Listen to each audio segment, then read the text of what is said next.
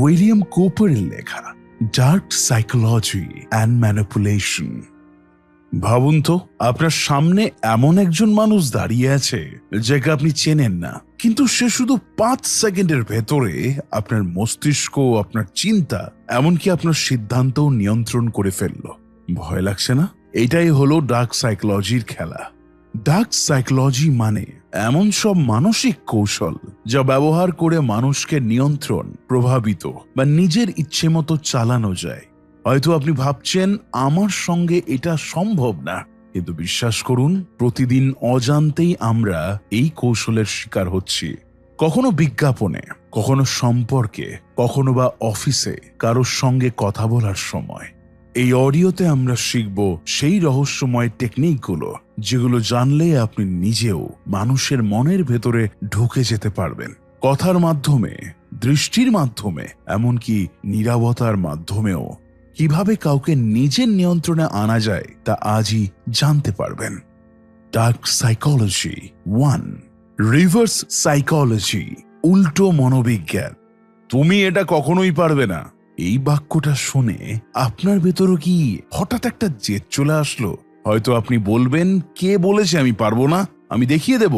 এই স্বাভাবিক অথচ জটিল মানসিক প্রতিক্রিয়ারই নাম রিভার্স সাইকোলজি। রিভার্স সাইকোলজি হচ্ছে এমন এক মনস্তাত্ত্বিক কৌশল যেখানে কাউকে কিছু করাতে চাইলে আপনি ঠিক তার উল্টোটা বলতে শুরু করেন। ধরুন, আপনি চান আপনার সন্তান শাকসবজি খাক। আপনি যদি বলেন তোমাকে এসব খেতেই হবে, সে হয়তো খাবে না। কিন্তু আপনি যদি বলেন তোমার তো বড়দের মতো শাকসবজি খাওয়ার বয়স হয়নি, তখনই হয়তো সে প্রমাণ করতে চাইবে যে আমি বড় হয়েছি আর খাওয়া শুরু করবে। এই টেকনিকের পেছনে কাজ করে একটি জিনিস, মানুষের রিঅ্যাক্টেন্স। মানে কারো স্বাধীনতা কেড়ে নিলে বা নির্দেশ দিলে মানুষ তার বিরুদ্ধে প্রতিক্রিয়া দেখাতে চায়। এমনই এক সময় মনোবিদ ডক্টর ভিক্টর এস্টার্জ বলেছিলেন, মানুষ যদি ভাবে তার উপরে কোনো কিছু চাপিয়ে দেওয়া হচ্ছে, তবে সে বিপরীত পথে হাঁটবে, শুধুই তার স্বাধীনতা প্রমাণ করার জন্য। এই মনস্তত্ত্বই শতাব্দীর পর শতাব্দী ধরে রাজনীতি, যুদ্ধ, প্রেম, এমনকি বিপ্লবেও ব্যবহৃত হয়ে আসছে।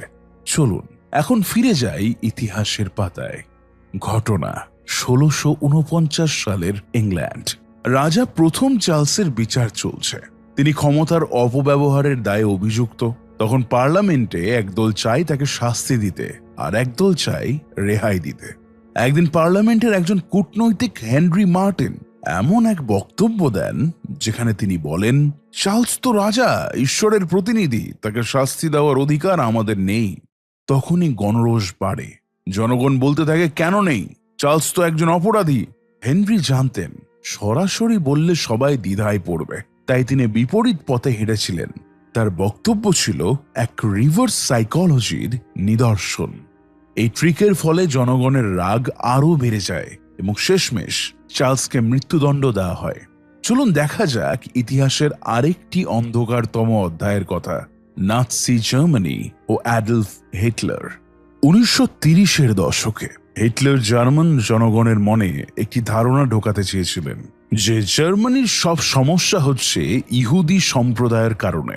কিন্তু তিনি সরাসরি এটা বলেননি, বরং তার প্রোপাগান্ডা মন্ত্রী জোসেফ গ্যাবেলস বারবার বলতেন, কিছু লোকে বলেছে ইহুদিরা আমাদের ক্ষতি করছে, তবে আমি বলছি সবাইকে নিজের চোখে বিচার করতে হবে। এটা ছিল সরাসরি এক বিপরীত প্রভাব তৈরির কৌশল। তারা জানতেন যখন কেউ বলবে বিশ্বাস করো না, তখন মানুষ আরো কৌতূহলী হবে। রিভার্স সাইকোলজি শুধু রাজনীতি বা যুদ্ধেই নয়, প্রেম ভালোবাসার জগতেও বিস্তৃত। আপনি কি খেয়াল করেছেন কিছু বিজ্ঞাপন বলে এই অফার সবার জন্য নয়, বা শুধুমাত্র যারা সাহসী তারাই এই চ্যালেঞ্জ নিতে পারবেন? এগুলো সরাসরি চ্যালেঞ্জ ছুড়ে দেওয়া, যেন আপনি নিজেই প্রমাণ করতে চান যে আপনি সেই যোগ্য ব্যক্তি। এটাই মার্কেটিং এর রিভার্স সাইকোলজি, যেখানে আপনাকে উল্টো পথে হাঁটিয়ে পণ্য কিনিয়ে দেওয়া হয়। এমনকি স্টিভ জবস একবার বলেছিলেন, মানুষ কি চায় তা তারা নিজেরাও জানে না, যতক্ষণ না আপনি তাদের উল্টোটা দেখাচ্ছেন। তবে সব জাদুরই এক অন্ধকার দিক থাকে। রিভার্স সাইকোলজি যদি বেশি ব্যবহৃত হয় বা ভুলভাবে প্রয়োগ হয়, তাহলে সম্পর্ক ভেঙে যেতে পারে। মানুষ অনুভব করতে পারে সে প্রতারিত হচ্ছে বা তার স্বাধীনতাকে অসম্মান করা হয়েছে। এমনকি এটি ব্যবহার করে কেউ কাউকে মানসিকভাবে নিয়ন্ত্রণ করতে চাইলে সেটা ইমোশনাল ম্যানিপুলেশন হয়ে দাঁড়ায়। তাই এই টেকনিক ব্যবহার করতে হলে সতর্কতা, মানবতা এই দুয়েরই প্রয়োজন। মানুষের মন বড়ই অদ্ভুত। সে যা শুনতে চায় তা নয়, সে যা হারাতে ভয় পায় সেটাকেই বেশি গুরুত্ব দেওয়া হয়। আর ঠিক এই মনস্তত্ত্বের উপর ভর করেই জন্ম নিয়েছে এক ভয়ঙ্কর কৌশল, রিভার্স সাইকোলজি। রাজা হোক, প্রেমিক হোক, রাজনীতিবিদ হোক অথবা একজন বাবা মা, সবাই কোনো না কোনো সময় এই কৌশলের সাহায্য নিয়েছেন। তবে প্রশ্ন হলো, আপনি কি কখনো জানতেন কেউ হয়তো আপনাকে ঠিক এইভাবেই নিয়ন্ত্রণ করেছে? চিন্তা করুন, হয়তো আপনার জীবনেও কেউ একদিন বলেছিল তুমি এটা পারবে না, আর আপনি প্রতিক্রিয়ায় সেটাই করে ফেলেছেন। এটাই মনের বিপরীত পথে হাঁটার রহস্য, এক অন্ধকার কিন্তু চিরকাল কার্যকর মনের খেলা। ডার্ক সাইকোলজি 2, ম্যানিপুলেটিভ নেগোশিয়েশন, চতুর ও ধূর্ত আলোচনার মনস্তাত্ত্বিক কৌশল। যদি তোমার আসল লক্ষ্য 100 হয়, চাও 200। যদি দিতে না চাও, দাও ছোট্ট একটা প্রতিশ্রুতি। আর যদি হারতে না চাও, আগে প্রতিপক্ষকে জেতার স্বাদ দাও। এই কথাগুলো ইতিহাসের ছায়ায় গড়া। নেগোশিয়েশন শব্দটা শুনলেই চোখে ভেসে ওঠে কনফারেন্স রুম, কর্পোরেট চুক্তি, রাষ্ট্রনায়কদের আলোচনার ছবি। কিন্তু ম্যানিপুলেটিভ নেগোশিয়েশন আলাদা। এটা শুধুমাত্র দুই পক্ষের সমঝোতা নয়, এটা এমন এক ছলনাময় খেলা যেখানে একজন প্রতিপক্ষকে বুঝতেই না দিয়ে তার চাওয়া আদায় করে নেয়। এখানে ব্যবহার হয় কিছু ডার্ক ট্রিক্স। অ্যাঙ্কারিং বায়াস, প্রথমেই একটি চড়া বা চমকপ্রদ দাবি করা। গুড কপ, ব্যাড কপ, একজন কোমল আর একজন কঠোর হয়ে প্রতিপক্ষকে বিভ্রান্ত করা। টাইম প্রেশার, সময় দিয়ে চাপ সৃষ্টি করা। গিল্ট ট্রিপিং, অপর পক্ষকে অপরাধ বোধে ভোগানো। ফলস স্ক্যারেসিটি, এই অফার আর বেশি দিন থাকবে না বলা, অর্থাৎ ফোমো ক্রিয়েট করা। আর প্রতিটি ট্রিক এমন ভাবে সাজানো হয় যেন প্রতিপক্ষ মনে করে সে নিজেই সিদ্ধান্ত নিচ্ছে, অথচ পুরোটাই ছিল পরিকল্পনার অংশ। চলুন ইতিহাসের পাতায়। 1803 সাল, ফ্রান্স ও আমেরিকার আলোচনার টেবিলে। তখন আমেরিকার প্রেসিডেন্ট থমাস জেফারসন চাচ্ছিলেন নিউ অর্লিন্স এলাকা কিনতে। অন্যদিকে ফরাসি শাসক নেপোলিয়ন ইউরোপের যুদ্ধে ব্যস্ত, টাকার দরকার। নেপোলিয়নের দূত জানালেন, আপনারা শুধু নিউ অর্লিন্স নয়, চাইলে পুরো লুইসিয়ানাই কিনতে পারেন। জেফারসন প্রথমে চমকে যান। পুরো লুইসিয়ানা মানে আমেরিকার আকার দ্বিগুণ করা, তবে দাম মাত্র $15 মিলিয়ন। নেপোলিয়নের উদ্দেশ্য ছিল দ্রুত নগদ অর্থ, আর জেফারসনের দলের উদ্দেশ্য ছিল ছোট অংশ। কিন্তু আলোচনার প্রথমেই এত বড় অফার দিয়ে অ্যাঙ্কারিং বায়াস তৈরি করে ফেলেন নেপোলিয়ন। এতে জেফারসনের দল মনে করে এটা মিস করলে বড় ভুল হবে। ফলাফল, সময়ের চাপে পড়ে যুক্তরাষ্ট্র একটি বিশাল এলাকা কিনে নেয়। ম্যানিপুলেটিভ নেগোশিয়েশন সবসময় টাকার জন্য হয় না, অনেক সময় হয় ক্ষমতা দখলের জন্য। ঘটনা, দ্বিতীয় বিশ্বযুদ্ধ। ব্রিটেন ও আমেরিকা ও সোভিয়েত ইউনিয়ন, 3 দেশ মিলে নাৎসিদের বিরুদ্ধে লড়ছে। কিন্তু 3 জনেই জানেন যুদ্ধের পর কে কতটা শক্তিশালী থাকবে সেটাও নির্ধারণ হবে এখনকার আলোচনায়। উইনস্টন চার্চিল বুঝেছিলেন স্ট্যালিন ও রুজভেল্ট যদি একে অপরকে সন্দেহ করে তাহলে ব্রিটেন সুবিধা নিতে পারবে। তাই তিনি আলোচনায় একদম নিরপেক্ষ থেকে মাঝে মাঝে দুই পক্ষকেই গোপনে একে অপরের বিরুদ্ধে উস্কে দিতেন। একে বলে ডিভাইড অ্যান্ড কনকার নেগোশিয়েশন। এই বিভাজনের মধ্যেই চার্চিল তার শর্তগুলো চাপিয়ে দিতে পেরেছিলেন, যেমন গ্রিসে ব্রিটিশ প্রভাব বজায় রাখা। আসুন এবার প্রযুক্তি দুনিয়ায়। ঘটনা 1997 সাল। অ্যাপল তখন ধ্বংসের পথে। স্টিভ জবস কোম্পানিতে ফিরে এসেছেন আর মাইক্রোসফট সেই সময় অ্যাপলকে কিনে নেওয়ার কথা ভাবছে। স্টিভ জবস মাইক্রোসফটের সাথে আলোচনায় বসে। সবাই ভেবেছিল অ্যাপল মাইক্রোসফটের কাছে নতি স্বীকার করবে, কিন্তু জবস মাইক্রোসফটকে বলেন, আপনারা যদি অ্যাপলকে বাঁচাতে চান আপনাদের বিনিয়োগ করতে হবে, কিনে নিলে আপনাদেরই সমস্যা বাড়বে। তখন অ্যাপল নয়, তখন মাইক্রোসফট একচেটিয়া ব্যবসার দায়ে পড়বে। এই কথা ছিল এক অসাধারণ রিভার্স থ্রেট স্ট্র্যাটেজি। তিনি ভয় না দেখিয়ে মাইক্রোসফটকে ভয় দেখিয়েছিলেন কি হবে যদি তারা সাহায্য না করে। ফলাফল, মাইক্রোসফট অ্যাপেলে $150 মিলিয়ন বিনিয়োগ করে। এটাই হলো ম্যানিপুলেটিভ নেগোসিয়েশন, যেখানে আলোচনার টেবিলে হেরে গিয়েও আপনি জয় করে নেন। ম্যানিপুলেটিভ নেগোসিয়েশন শুধু রাজনীতি বা ব্যবসায় সীমাবদ্ধ নয়, সম্পর্কেও এটি গভীরভাবে প্রভাব ফেলে। অনেকেই সম্পর্ক টিকিয়ে রাখতে এই টেকনিক ব্যবহার করেন, কখনো সচেতনভাবে আবার কখনো অবচেতনভাবে। যেমন, তুমি যদি সত্যি আমাকে ভালোবাসো তাহলে তুমি এটা করে দেখাও। এখানে ইমোশনাল ব্ল্যাকমেইল কাজ করে। আমি তোমার জন্য সব দিয়েছি, এখন তুমি কি এই ছোট জিনিসও করবে না? এটা গিল্ট লেভারেজ। এই কৌশলগুলো সম্পর্ক নষ্ট করতে পারে, কারণ এগুলোর ভেতরে থাকে নিয়ন্ত্রণ ও দুর্বলতার খেলা। আপনি কি কখনো এমন অফার দেখেছেন, এই প্রোডাক্ট শুধু আজ রাত 12টা পর্যন্ত? এগুলো সবই একটা কৌশলের অংশ, যাকে বলে স্কেরসিটি প্রেসার, যা কিনা নেগোসিয়েশনের সময় ডিসিশন নিয়ে আসতে জোর করে। অনেক সেলস পার্সন তো শুধু মুখে মুখে এমন কৌশল প্রয়োগ করেন, যেমন, আমি তো আপনাদের মতো ভদ্র মানুষকে এটা না বলে পারলাম না, আপনি রাজি হলে আমি ম্যানেজারকে বলে আরো 5% আনতে পারি। অথচ ছাড়টা আগেই নির্ধারিত থাকে। আপনি কিভাবে বুঝবেন যে আপনাকে ধোঁকা দেওয়া হয়েছে, আপনাকে ঠকানো হয়েছে? লক্ষ্য রাখুন। নাম্বার 1, কেউ যদি খুব বেশি তাড়াহুড়ো করতে চায়, বুঝে নিন কিছু লুকোনো আছে। নাম্বার 2, অতিরিক্ত প্রশংসা বা খুব দ্রুত বন্ধু হওয়ার চেষ্টা, সাবধান। নাম্বার 3, কথায় কথায় অপরাধবোধ তৈরি করার চেষ্টা, এটা নিয়ন্ত্রণের লক্ষণ। স্মরণ রাখুন, ভালো আলোচনা মানে দুপক্ষের সমঝোতা, কিন্তু যেখানে শুধুই এক পক্ষ লাভবান হয়, সেখানে হয়তো আপনাকে মানসিকভাবে প্রভাবিত করা হচ্ছে। ম্যানিপুলেটিভ নেগোসিয়েশন এক রহস্যময় খেলা, যেখানে সবচেয়ে চতুর খেলোয়াড় জয়ী হয়। শব্দ দিয়ে নয়, মন দিয়ে চাল খেলে। এটা হতে পারে এক কর্পোরেট বোর্ড রুমে, রাষ্ট্রপতিদের মিটিংয়ে, অথবা ঘরের ডাইনিং টেবিলে। প্রতিবার যখন আপনি ভাবেন এই সিদ্ধান্তটা আমি নিজে নিয়েছি, তখনই থেমে ভাবুন, আপনি কি আসলেই সিদ্ধান্ত নিয়েছেন, নাকি কারো সূক্ষ্ম কৌশলে প্রভাবিত হয়েছেন?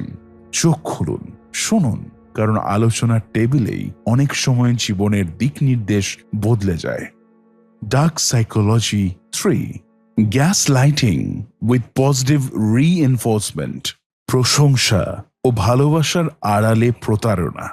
মানুষের মন একটা অন্ধকার গোলক ধাঁধা, যেখানে কিছু মানুষ শাসন করে আর কিছু মানুষ শাসিত হয়।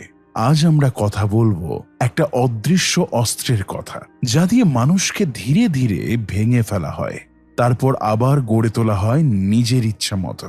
নাম তার gas lighting with positive reinforcement. এটা শুধু সাধারণ ম্যানিপুলেশন নয়, এটা একটা আর্ট, একটা সাইকোলজিক্যাল গেম, যেখানে শিকার নিজেও বুঝতে পারে না যে সে খেলার মাঠে পরিণত হয়েছে। গ্যাস লাইটিং এই শব্দটা এসেছে 1944 সালের একটা cult classic movie gas light থেকে, যেখানে একজন স্বামী তার স্ত্রীকে ধীরে ধীরে পাগল বানিয়ে দেয়। কিন্তু গ্যাস লাইটিং শুধু রোমান্টিক রিলেশনশিপে হয় না, এটা রাজনীতি, ব্যবসা, এমনকি ইতিহাসের বড় বড় ঘটনাতেও লুকিয়ে আছে।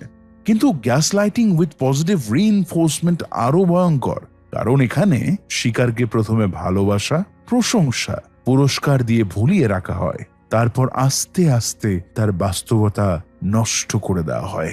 ধরুন আপনার বস আপনাকে বললেন, তুমি অসাধারণ, কিন্তু আজকের প্রেজেন্টেশনটা তোমার মতো ট্যালেন্টেড পার্সনের জন্য এভারেজ। এখানে কি হলো? প্রথমে আপনাকে অসাধারণ বলে পজিটিভ রিইনফোর্সমেন্ট তৈরি করে দেওয়া হলো, তারপর ধীরে ধীরে আপনার আত্মবিশ্বাসের চির ধরানো হলো। কিছুদিন পর আপনি নিজেই ভাবতে শুরু করবেন, আমি কি আসলেও ভালো? এই হলো পজিটিভ গ্যাসলাইটিং, একটা নীরব ব্রেন ওয়াশিং টেকনিক। চলুন ফিরি ইতিহাসের পাতায়। সোভিয়েত রাশিয়ার স্বৈর শাসক জোসেফ স্ট্যালিন ছিলেন গ্যাসলাইটিং এর মহাগুরু। তিনি তার রাজনৈতিক প্রতিদ্বন্দ্বীদের শুধু হত্যাই করতেন না, বরং তাদের শেষ মুহূর্ত পর্যন্ত বিশ্বাস করাতেন যে তারা নিজেরাই নিজেদের শত্রু। স্ট্যালিনের সবচেয়ে ভয়ঙ্কর ট্যাকটিক ছিল পজিটিভ প্রসিকিউশন। তিনি কাউকে গ্রেপ্তার করার আগে তাকে পদোন্নতি দিতেন, পুরস্কৃত করতেন, তারপর হঠাৎ করে সেই ব্যক্তিকে শত্রু ঘোষণা করে ফাঁসিতে ঝুলতেন। স্ট্যালিনের এক সময়ের ঘনিষ্ঠ সহযোগী নিকোলাই বুখারিনকে প্রথমে সোভিয়েত হিরো উপাধি দেওয়া হয়েছিল। তারপর একদিন তাকেই জাতির শত্রু বানিয়ে মৃত্যুদণ্ড দেওয়া হলো। মৃত্যুর আগে বুখারিন আদালতে বলেছিলেন, আমি নিজেই আমার অপরাধ স্বীকার করছি। এই হলো গ্যাসলাইটিং এর চূড়ান্ত পর্যায়ে, যেখানে শিকার নিজের বিরুদ্ধেই সাক্ষ্য দেয়। হিটলারও এই টেকনিক ব্যবহার করেছিলেন। অ্যাডলফ হিটলার শুধু একজন স্বৈর শাসকই ছিলেন না, তিনি ছিলেন একজন সাইকোলজিক্যাল ওয়ারফেয়ার এক্সপার্ট। তিনি জার্মান জনগণকে গ্যাসলাইট করেছিলেন পজিটিভ ন্যাশনালিজম দিয়ে। তার প্রোপাগান্ডা মন্ত্র ছিল, জার্মানরা মাস্টার রেস, কিন্তু ইহুদিরা আমাদের দুর্বল করে রেখেছে। হিটলার প্রথমে জার্মানদের বলতেন, তোমরা পৃথিবীর সেরা জাতি, পজিটিভ রিইনফোর্সমেন্ট তৈরি করত। তারপর বলতেন, কিন্তু ইহুদিরা তোমাদের ধ্বংস করছে, গ্যাসলাইটিং। এই ডাবল টেকনিক এতটাই শক্তিশালী ছিল যে সাধারণ মানুষও বিশ্বাস করতে শুরু করেছিল যে ইহুদিরা আসলেই তাদের শত্রু, এবং এই বিশ্বাসের জেরেই ঘটল হলোকাস্ট। গ্যাসলাইটিং এখন শুধু স্বৈর শাসক বা ডিরেক্টরদের হাতিয়ার নয়, এটা এখন কর্পোরেট ওয়ার্ল্ড, রোমান্টিক রিলেশনশিপ, এমনকি সোশ্যাল মিডিয়াতেও চলছে। ধরুন, আপনার বয়ফ্রেন্ড বা গার্লফ্রেন্ড আপনাকে প্রতিদিন বলে, তুমি আমার জীবন, কিন্তু তুমি যদি একটু ওজন কমাতে পারো তাহলে আরো পারফেক্ট হবে। প্রথমে ভালোবাসা, তারপর আস্তে আস্তে আপনার আত্মসম্মান নষ্ট করা, এটাই রোমান্টিক গ্যাসলাইটিং। কিভাবে গ্যাসলাইটিং থেকে বাঁচবেন? নাম্বার 1, রেকর্ড রাখুন। গ্যাসলাইটাররা আপনার মেমোরিকে টার্গেট করে, তাই জিনিসগুলো লিখে রাখুন। নাম্বার 2, ট্রাস্ট ইউর গাট। যদি কেউ আপনাকে বারবার দ্বিধায় ফেলে তাহলে সেটা red flag. Number 3, set boundaries. কেউ যদি আপনাকে পজিটিভ ক্রিটিসিজম দেয়, জিজ্ঞাসা করুন এটা আসলে কিভাবে সাহায্য করবে। মনে রাখবেন, আপনার মনের ওপরও কারো অধিকার নেই। গ্যাসলাইটাররা শক্তিশালী, কিন্তু সত্য আর সেলফ অ্যাওয়ারনেসের কাছে তাদের কোনো ক্ষমতা নেই। ইতিহাসের সবচেয়ে বড় অস্ত্র কখনো তরোয়াল বা বন্দুক নয়, সবচেয়ে বড় অস্ত্র হলো মানুষের মনকে নিয়ন্ত্রণ করা। গ্যাসলাইটিং উইথ পজিটিভ রিইনফোর্সমেন্ট সেই অস্ত্রেরই একটি সূক্ষ্ম ভার্সন, এবং এর বিরুদ্ধে লড়াই করার একমাত্র উপায় হলো সচেতন হওয়া, কারণ যে জানে সে বাঁচে। ডার্ক সাইকোলজি 4, লাভ উইথড্রল। ভালোবাসাকে শাস্তির হাতিয়ার বানানো। একজন মানুষ আরেকজনকে ভালোবাসে। ভালোবাসার এই সম্পর্ক নরম, কোমল ও আশ্রয়দায়ক। কিন্তু যদি এই ভালোবাসায় হঠাৎ করে অস্ত্র হয়ে ওঠে, যদি সেই ভালোবাসার হাত ধরেই শুরু হয় এক নির্মম মানসিক খেলা, আজ আমরা বলবো এমনই এক অন্ধকার মানসিক কৌশলের কথা, লাভ উইথড্রল, অর্থাৎ ভালোবাসা প্রত্যাহার। এটা শুধুমাত্র একটা ব্রেকআপ বা সম্পর্ক শেষ করে দেওয়া নয়, এটি একটি কৌশল, একটি নিষ্ঠুর মনস্তাত্ত্বিক খেলা, যেখানে একজন ব্যক্তি অপর ব্যক্তিকে নিয়ন্ত্রণ করতে ভালোবাসা প্রত্যাহারের হুমকি দেয়, কিংবা সরাসরি সেই ভালোবাসাকে কেড়ে নেয়। এই কৌশলটি আমাদের চারপাশে লুকিয়ে আসে, প্রেমে, পরিবারে, রাজনীতিতে, এমনকি ইতিহাসের পাতায় পাতায়। ধরুন, আপনাকে কেউ খুব ভালোবাসে, প্রেমিক, স্ত্রী, বন্ধু, বা এমনকি আপনার বাবা মা। হঠাৎ করে তারা বলল, তুমি যদি এটা না করো তাহলে আমি তোমাকে আর ভালোবাসতে পারবো না, তুমি যদি বদলাও না তাহলে আমি চলে যাব। এই কথাগুলো যেন নিছক অভিমানী প্রেমিক বা অভিভাবকের বলা কথা মনে হতে পারে, কিন্তু এর পেছনে লুকিয়ে থাকে এক গভীর ছলনা। এটা এমন এক কৌশল যেখানে ভালোবাসা ব্যবহার হয় শাস্তি ও নিয়ন্ত্রণের অস্ত্র হিসেবে। এই কৌশলের শেকড় আমাদের শৈশবে। অনেক বাবা মা তাদের সন্তানদের শাসন করতে গিয়ে বলে, ভালো বাচ্চারা এমন করে না, তুমি যদি এমন করো আমি কিন্তু রাগ করব, কথা বলবো না। শিশু তখন ভয় পায়, মা বাবার ভালোবাসা হারানোর ভয়। এটাই লাভ উইথড্রলের শুরু। সেই শিশুই বড় হয়ে প্রেমে, দাম্পত্যে, বন্ধুত্বে, কর্মক্ষেত্রে একই অস্ত্র ব্যবহার করে।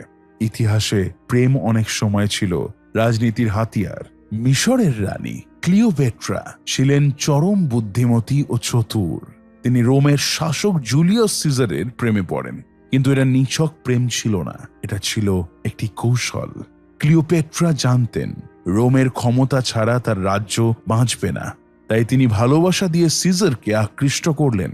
কিন্তু যখন সিজার ক্লিওপেট্রার ইচ্ছার বিরুদ্ধে কিছু করতে যেতেন, তিনি তার স্নেহ ও প্রেম প্রত্যাহার করে নিতেন।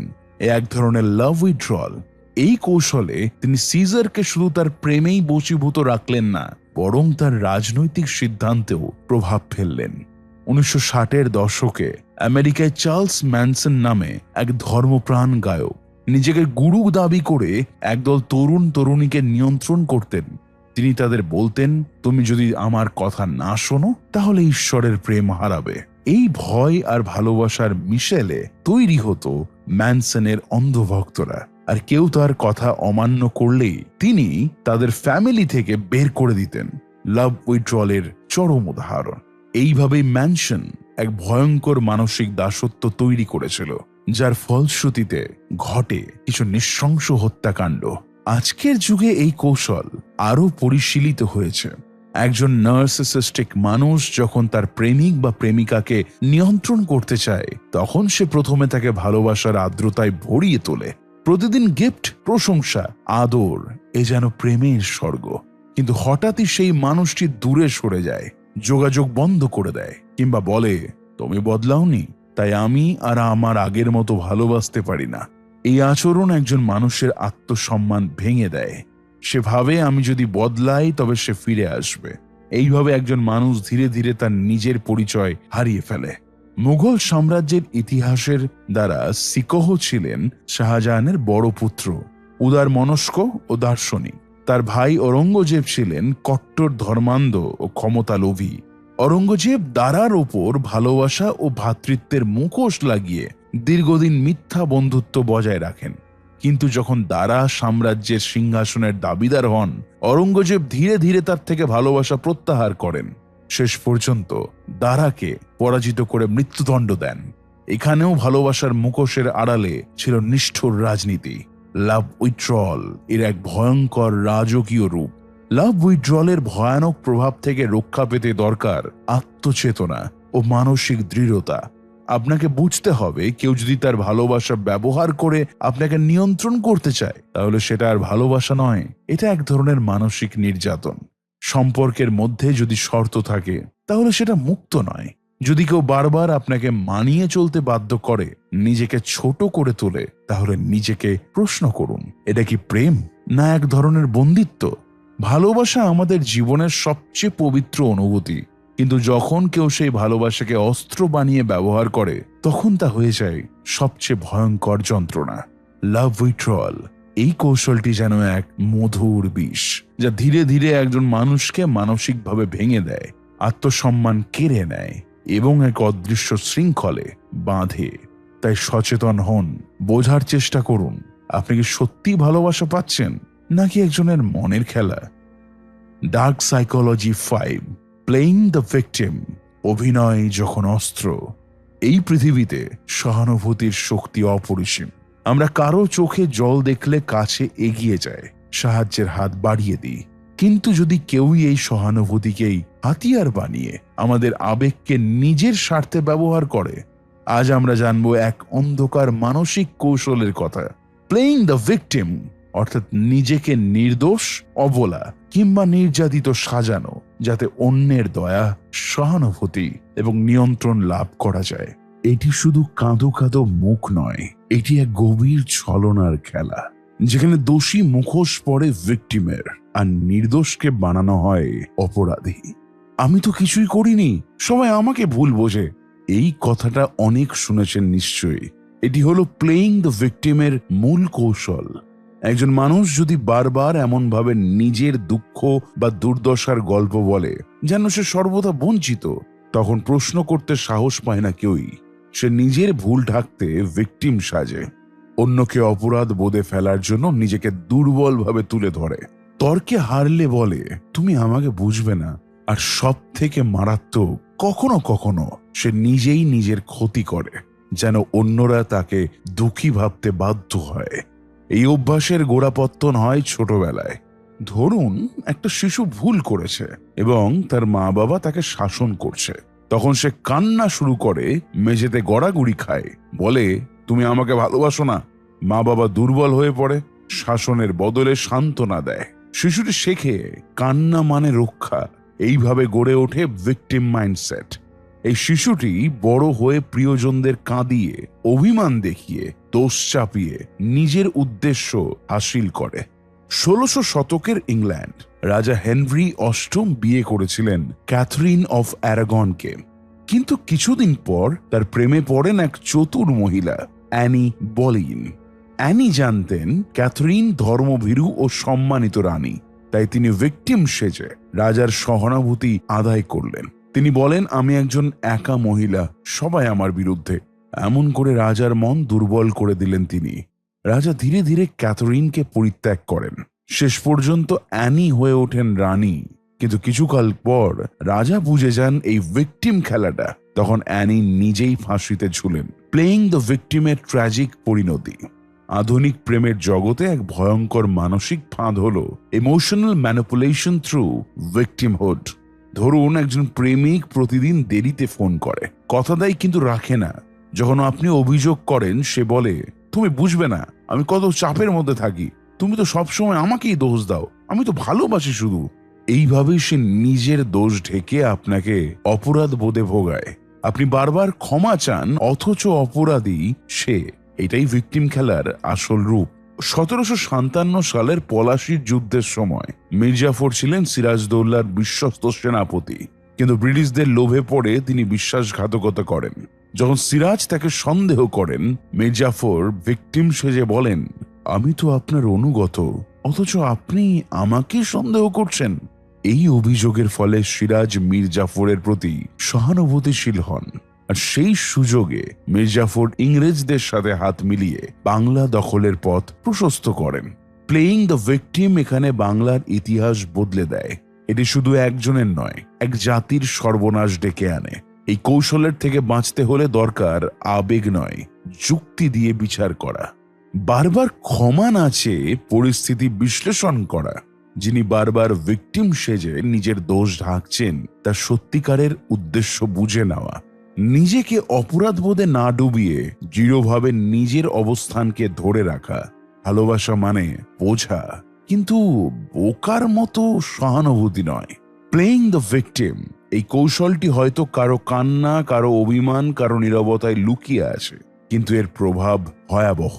এটি সম্পর্ক ভাঙে, মানুষকে দিশেহারা করে দেয়, এক একজনকে অপরাধ বোধে ভোগায়। এটি এমন এক খেলা যেখানে চোখে জল থাকলেও হৃদয়ে লুকিয়ে থাকে এক নির্মম চাল। তাই চোখ কান খোলা রাখুন, সহানুভূতি দিন।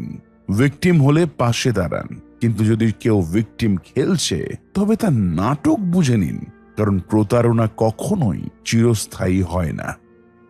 Dark psychology 6, idealisation and devaluation. আকাশে ছুঁড়ে মাটিতে আছড়ে দেওয়া।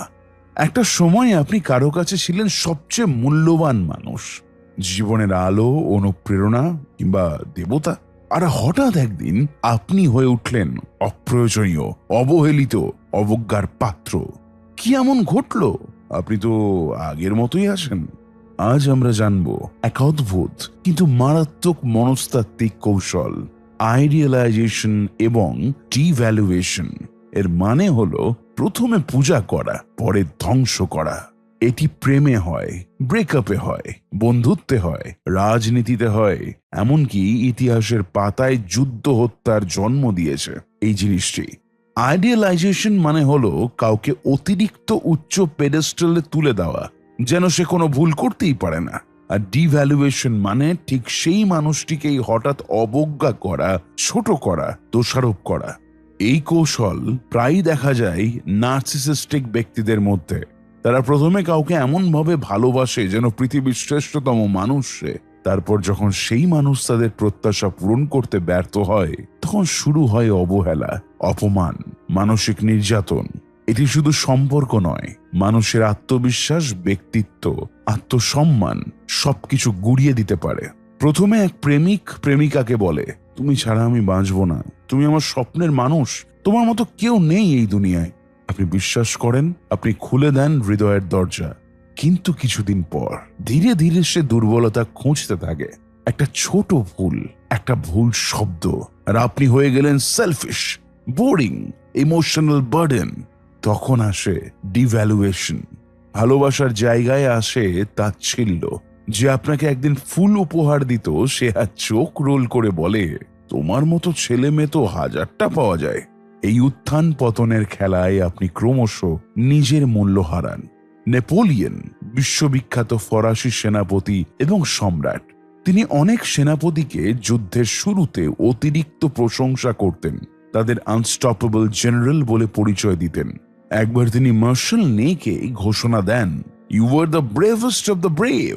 কিন্তু যখন নে তার কিছু সিদ্ধান্তে রাজি হলেন না, তখন নেপোলিয়ন তাকে জনগণের সামনে অপমান করেন, সন্দেহ করেন বিশ্বাসঘাতক বলে। এই একই কৌশল নেপোলিয়ন তার স্ত্রী জোসেফিনের সাথেও প্রয়োগ করেন, প্রথমে প্রেমের দেবী, পরে অবিশ্বস্ত পত্নী।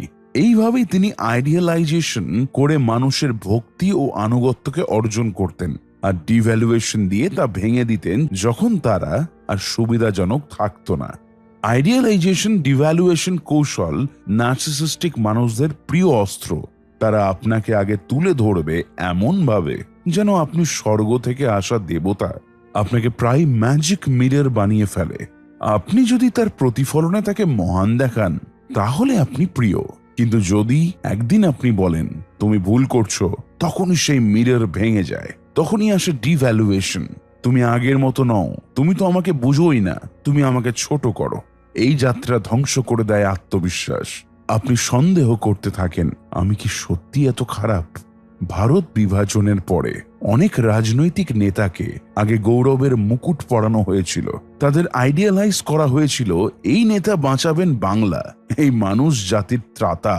কিন্তু ক্ষমতার লোভে যখন সেই নেতা অন্য দলের সাথে হাত মেলান, তখন জনগণ ও মিডিয়া তাকে বিশ্বাসঘাতক, স্বার্থপর, এমনকি জাতির শত্রু বলে ঘৃণা করতে শুরু করে। আইডিয়ালাইজেশন ডিভ্যালুয়েশন এখানে হয়ে ওঠে এক জনমত পরিচালনার কৌশল। একজনকেই প্রথমে দেবতা বানানো হয়, পরে শয়তান। মা বাবা যখন একটি সন্তানকে সব ভাই বোনের চেয়ে সেরা, অভিনব, দেব শিশু ভাবে, তখন বাকি সন্তানরা হয়ে যায় ডিভ্যালিউড। আবার যেই শিশুটি কিছু ভুল করে, সে পরে অভিশপ্ত সন্তানের তালিকায়। এই খেলায় জন্ম নেয় প্রতিদ্বন্দ্বিতা, হীনমন্যতা, আত্মবিশ্বাসের পতন। আইডিয়ালাইজেশন কখনো ভালোবাসা নয়, এটি প্রায় হয় মনের একটি ফাঁদ। এই কৌশল চেনার উপায়, কেউ আপনাকে খুব কম সময়ে খুব বেশি ভালোবাসতে শুরু করলে সাবধান, আপনার একটু ভুলেই যদি সেই মানুষ আপনাকে আগের থেকে একেবারে উল্টোভাবে দেখতে শুরু করে, তবে বুঝবেন ডিভ্যালুয়েশন শুরু হয়ে গেছে। যারা আপনার ভালো দিকগুলো চিৎকার করে বলে কিন্তু ত্রুটিগুলো দেখলেই আপনাকে ছুঁড়ে ফেলে, তারা এই মানসিক ফাঁদের কারিগর। আইডিয়ালাইজেশন আর ডিভ্যালুয়েশন, এই দুটো মানসিক কৌশল মানুষের মনে তৈরি করে ভূতের মতো ছায়া। প্রথমে আপনাকে তুলে আনে স্বর্গে, পরে ঠেলে দেয় পাতালে। কিন্তু আপনি কি সেই মানুষ নন যিনি নিজের যোগ্যতায় দাঁড়িয়ে আছেন? আপনি কি কারো প্রশংসা ছাড়াও মূল্যবান নন? আজ বুঝে নিন, কেউ যদি আপনাকে হঠাৎ করে দেবতা বানায়, সাবধান হয়ে যান, কারণ হয়তো সে আপনাকে ভাঙার ছক কষছে। নিজেকে ভালোবাসুন, বাস্তববাদী হন। আপনার আত্মসম্মান কোনো আইডিয়ালাইজেশন বা ডিভ্যালুয়েশনের উপর নির্ভর করে না। Dark psychology 7, foot in the door technique. ছোট দরজা দিয়ে ঢুকে রাজপ্রাসাদ দখল। একজন দরজায় নক করলো, বলল 1 মিনিট সময় হবে কি? শুধু একটা ছোট্ট প্রশ্ন করব। আপনি বললেন, হ্যাঁ বলুন। তারপর 5 মিনিট, তারপর 30 মিনিট, তারপর আপনি এমন কিছুতে সম্মতি দিয়ে ফেললেন যে আপনি কখনোই ভাবেননি। এইটাই হলো foot in the door technique. ছোট কিছু দিয়ে শুরু, বিশ্বাস তৈরি, তারপর আসল চাহিদা চাপিয়ে দেওয়া। আজ আমরা অডিফিল থেকে জানবো কিভাবে এই কৌশলটি বিশ্ব ইতিহাস বদলে দিয়েছে এবং কিভাবে প্রতিদিন আমরা নিজেরাও হচ্ছি এর শিকার অজান্তেই। ফুট ইন দ্য ডোর মানে প্রথমে কাউকে ছোট একটা অনুরোধ করা যাতে সে না বলে। যখন সে একবার হ্যাঁ বলে ফেলে, তখন ধাপে ধাপে বড় অনুরোধগুলো চাপানো হয়। এই কৌশলের শক্তি মনস্তত্ত্বে, কনসিস্টেন্সি প্রিন্সিপাল। যেই মুহূর্তে কেউ একবার আপনাকে হ্যাঁ বলল, তাদের মন বলে আমি তো আগেই হ্যাঁ বলেছি, এবার না বললে আমার আগের সিদ্ধান্ত অসঙ্গত হয়ে যাবে। এই দোদুল্যমান অবস্থায় মানুষ ধীরে ধীরে বড় সিদ্ধান্তে সম্মতি দেয়, এমনকি সেটা তার আদর্শের বিরুদ্ধ হলেও। 1966 সালে মনস্তত্ত্ববিদ জনাথন ফ্রিডম্যান এবং স্কট ফ্রেজার একটি পরীক্ষা চালান ক্যালিফোর্নিয়াতে। প্রথমে তারা কিছু বাড়ির মালিককে ছোট একটা অনুরোধ করেন, আপনার বাড়ির জানলায় কি একটা ছোট স্টিকার লাগাতে পারি, তাতে লেখা ড্রাইভ কেয়ারফুলি। সিংহভাগ রাজি হয়ে যায়। এর 2 সপ্তাহ পর তারা আবার আসে। এবার অনুরোধ, আপনার বাড়ির সামনে বিশাল একটা বোর্ড বসাতে চায়, তাতে লেখা থাকবে ড্রাইভ সেফলি। যারা আগের ছোট অনুরোধে রাজি হয়েছিল তাদের মধ্যে 76% এবার বিশাল অনুরোধেও রাজি হয়ে যায়। অন্যদিকে যারা আগে কিছুই শোনেনি তাদের মাত্র 17% রাজি হয়। এটাই হলো foot in the door technique. 1930-এর দশকে হিটলারের নাৎসি দল জার্মান নাগরিকদের একদিনেই গণহত্যার জন্য প্রস্তুত করতে পারেনি। তারা শুরু করেছিল ছোট ছোট পরিবর্তনে। প্রথমে ইহুদিদের দোকানে যেও না এমন পোস্টার, তারপর ইহুদিদের আলাদা স্কুলে পাঠাও, তারপর তাদের নাগরিক অধিকার কেড়ে নাও। প্রথমে সাধারণ মানুষ ভাবল এ তো তেমন কিছু না, কিন্তু তারা একবার রাজি হলে পরবর্তী পদক্ষেপে না বলতে পারেনি। এইভাবে ছোট অনুরোধ থেকে শুরু করে পুরো একটি জাতিকে গ্যাস চেম্বারে পাঠানো পর্যন্ত এটি ছিল এক নিষ্ঠুর foot in the door operation. East India company ভারতে প্রথম আসলো ব্যবসায়ী হিসেবে। শুধু একটি ছোট ট্রেডিং পোস্ট, আমরা শুধু ব্যবসা করব বলেছিল তারা। পরে তারা জড়িয়ে পড়ল স্থানীয় শাসকের দ্বন্দ্বে। তারপর রাজ্য দখল শুরু। একসময় পুরো ভারত ব্রিটিশ সাম্রাজ্যের অন্তর্ভুক্ত। শুরুটা শুধু আমরা কিছু লবণ নেব, শেষটা তোমরা আমাদের প্রজায়। এটাই ছিল নিখুঁত ফুট ইন দ্য ডোর কৌশল। বহু কোম্পানি আজ এই কৌশল ব্যবহার করে প্রথমে বলে, আমরা শুধু একটি ছোট সার্ভে করব, 1 মিনিট লাগবে। তারপর, আপনি কি ট্রায়াল প্রোডাক্ট নিতে চাইবেন? তারপর 1 মাসের সাবস্ক্রিপশন মাত্র 99। আপনি হ্যাঁ বলতে বলতে ক্লান্ত, বুঝতে পারেন না যে আপনি ঢুকে পড়েছেন গভীর ফাঁদে, মার্কেটিং ট্র্যাপে। শেষে আপনি হয়তো 1 বছরের সাবস্ক্রিপশন কিনে ফেললেন, যেটা আপনি কখনো চাইতেনই না। এইভাবেই ধাপে ধাপে আপনার হ্যাঁগুলো আপনাকে বিপদে ফেলে দেয়। অনেক ধর্মীয় দল বা কাল্ট প্রথমে আপনাকে ছোট কিছুতে আকৃষ্ট করে। আমাদের সঙ্গে শুধু একদিন সময় কাটান, শুধু একটা বই পড়ুন, একবার চোখ বন্ধ করে প্রার্থনা করুন। আপনি একবার মানসিকভাবে যুক্ত হয়ে গেলে তারা আপনাকে বলতে শুরু করে, পরিবারকে ছেড়ে আসুন, আমাদের সঙ্গে থাকুন, আপনার সব সম্পদ দান করুন। আপনি না বলতে পারেন না, কারণ আপনি তো আগেই হ্যাঁ বলেছিলেন ছোট জিনিসগুলোতে। সোশ্যাল মিডিয়ায় এটি হয় ভিন্নভাবে। প্রথমে একটা ভিডিও দেখে আপনি বলেন চমৎকার, তারপর একই টপিকে আরো 5টি ভিডিও আপনাকে দেখানো হয়। এরপর আসে ডিপ ফেক, ভুল তথ্য, কনস্পিরেসি থিওরি। আপনি একবার সেই র্যাবিট হোলে ঢুকে পড়লে আপনার মন বদলে যায়। এইভাবেই অনলাইন অ্যালগোরিদম আমাদের মতামত গঠন করে, পছন্দ বদলায়, এমনকি রাজনীতি পর্যন্ত প্রভাবিত করে। ফুট ইন দ্য ডোর কৌশল এখানে ডিজিটাল রূপে প্রবেশ করেছে। নিজেকে রক্ষা করার উপায়, প্রতিবার হ্যাঁ বলার আগে নিজেকে জিজ্ঞাসা করুন, আমি কি চাইছিলাম এটা? কেউ যদি অতিরিক্ত নম্র হয়ে শুরু করে, বুঝে নিন পরের স্তর আসছে। নিজের মানসিক সীমানা নির্ধারণ করুন, না বলতেও শিখুন। প্রথমে ছোট হ্যাঁ আপনার ভবিষ্যতের দরজা খুলে দিতে পারে, এমন জায়গায় যেটা আপনি চাইলেনই না। আপনি কারো অনুরোধে হ্যাঁ বললে সেটা তার সাফল্য নয়, আপনার অনুমতির বিষয়। নিজের অনুমতি সচেতনভাবে দিন। একটি ছোট হ্যাঁ শুধু একটি শব্দ নয়, এটা হতে পারে ইতিহাসের রূপ পরিবর্তনের এক সূচনা। একটা ছোট দয়া, একটা অস্বীকার করতে না পারা, একটা বন্ধ দরজায় পা ঢোকানো, সেই পাই একদিন ঘর ভেঙে ফেলতে পারে। আজ থেকে হ্যাঁ বলার আগে ভাবুন, আমি এটা কেন বলছি? এই হ্যাঁই এরপর আর কি আসতে পারে? আমাদের প্রতিদিনের ছোট সিদ্ধান্তগুলো একদিন গিয়ে দাঁড়ায় বিশাল ফলাফলের সামনে। নিজেকে জানুন, নিজের সিদ্ধান্ত নিজের হাতে রাখুন। এখন আপনি বুঝতে পারলেন ডার্ক সাইকোলজির এই লুকোনো কৌশলগুলো কেবল বইয়ে নয়, আমাদের চারপাশের বাস্তব জীবনেই প্রতিদিন ব্যবহার হচ্ছে। কখনো সেটা বিক্রেতার হাসি, কখনো বন্ধুর কথার ফাঁদ, আবার কখনো হয়তো সম্পর্কের নামে আবেগ নিয়ন্ত্রণের খেলা। প্রশ্ন হলো, আপনি কি এই খেলায় শিকার হবেন, নাকি হয়ে উঠবেন সেই মাস্টার অফ মাইন্ড? মনে রাখবেন, জ্ঞানই একমাত্র ঢাল আর তলোয়ার।